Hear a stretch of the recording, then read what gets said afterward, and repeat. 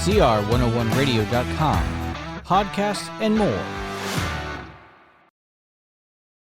9. Relevance. The French Revolution bears testimony not so much to the power of the subversive forces of revolution as to the moral failure of the royalists. Otto J. Scott in Robespierre, The Voice of Virtue, has called attention to the great volume of pornography which preceded the revolution and to the immense rise of prostitution, gambling, spiritualism, occultism, black masses, sadism, fetishism, and perversions of all kind, all parading under the banner of human liberty.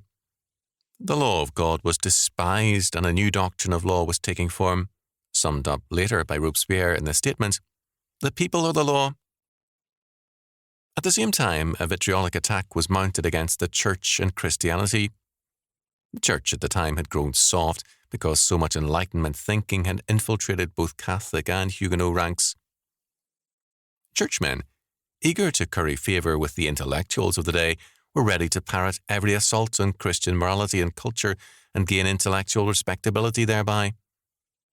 Those who maintained the forms of orthodoxy were too pietistic to involve themselves in the affairs of their times. As a result, they became easy victims. The parallel to our time is very real.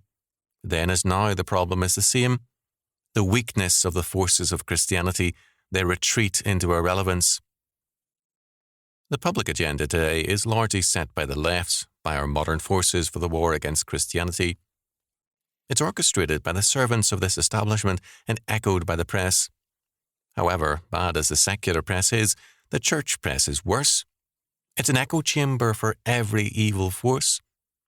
The secular press is somewhat restrained by fear of libel suits, but the so-called Christian press counts on the fact that most Christians avoid lawsuits with religious publications. As a result, modernist and evangelical publications give themselves to vindictive and libelous remarks without restraint. But this isn't all. There is a bankruptcy of Christian thinking.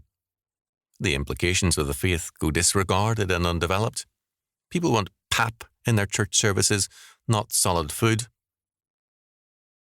Early in the 1970s, I spoke in a church in a Midwestern state, a centre of old-fashioned faith. The most powerful pastor in the area came to hear me and walked out in agitation. The local pastor stopped him to ask why he was so upset. Nothing I said disagreed with his own stance. The old pastor said, "Yes, but he says it differently." For him, true preaching had to echo the language of the 17th century. He was irrelevant to his own time, and both he and his congregation loved the safety of irrelevance. But there is no safety in irrelevance, only death. People in churches that seek personal peace and piety above serving God and making the crown rights of Christ our King relevant to our day are headed for the graveyards of history. There is no more peaceful place than a cemetery. Quote, "Wherefore he saith, Awake thou that sleepest, and arise from the dead, and Christ shall give thee light." Ephesians 5:14.